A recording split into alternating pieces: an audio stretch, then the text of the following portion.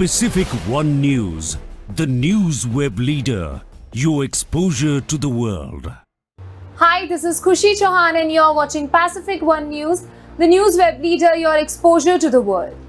The controversy around recently released film The Kerala Story started after makers dropped the trailer, which claims that 32,000 girls from Kerala had gone missing and joined the terrorist organization ISIS. After West Bengal and Tamil Nadu governments banned the screening of The Kerala Story in the states, Union Minister Smriti Irani watches the movie with Delhi BJP Mahila Morcha workers. After watching the movie, she said, "Every political party that stands in opposition of this film stands with terrorist organization. That is my belief as a parent." My appeal to parents, society at large, is that this film is a wake-up call. It is not infotainment. It is not entertainment. This film may be a fictionalized version inspired from true events, but it is a fact that the National Commission for Women in 2017 through a committee has given reports and appeals from victims and families to the police in the state of Kerala.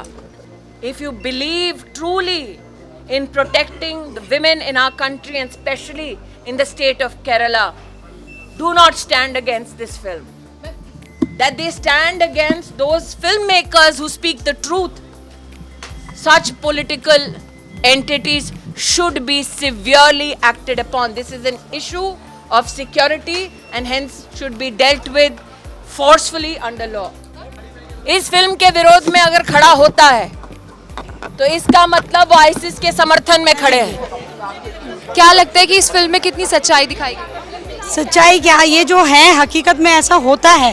Kerala में ये कहानी है और government को भी ये सब खुलेआम हो रहा है और इसी चीज़ को प्रतिबंध करने के लिए 2017 में भी ये बात उठी थी, मगर उसके बाद जो राजनीतिक अपनी रोटियां सेक रहे हैं उन्होंने इस चीज़ों पे कोई ध्यान नहीं दिया। को ये फिल्म लड़कियों को देखना क्यों ज़रूरी है? लड़कियों को नहीं, सभी को देखना चाहिए और हिंदुस्तान के लोगों को इसलिए देखना चाहिए कि कैसे टारगेट तरीके से आईएसआई और आतंकवादी लोग आकर के टारगेट कर रहे हैं परिवारों को, हिंदुस्तान के लोगों को। उनको एजुकेट करना चाहिए। हर एक अभिभावक, हर एक माँ बाप का फ़र्ज़ बनता है उनको भी एजुकेट करें और अपने बच्चों को भी एजुकेट करें। मैंने तो अपील की सबसे कि भैया जितने पुरुष मित्र हैं अपनी महिला मित्रों को दिखाएं, अपने पेरेंट्स को, अपने बच्चों को दिखाएं। जितने भी लोग देखेंगे एजुकेट होंगे, एटलीस्ट विल बी अलर्ट कि ये कैसे एक नेक्सिस चल रहा है पूरे विश्वव्यापी और सारे लोग एक आतंकवाद के उस मकर जाल में फंसते जा रहे हैं। इससे निकलना चाहिए और एजुकेशन से ही हम रोकथाम कर पाएंगे इसको। फिल्म देख के मैं कुछ देर के लिए एकदम सहम गई थी, झकझोर गई थी कि महिलाएं इतना, मतलब क्या इतना अत्याचार भी किसी महिला के साथ हो सकता है? क्या लगता है ये फिल्म लड़कियों के लिए देखना क्यों ज़रूरी है? लड़कियों और लड़कों दोनों के लिए देखना ज़रूरी है क्योंकि ये बेसिकली टीनेजर्स हमारे ना बहुत जल्दी भ्रमित होते हैं, लोगों को अट्रैक्ट करते हैं।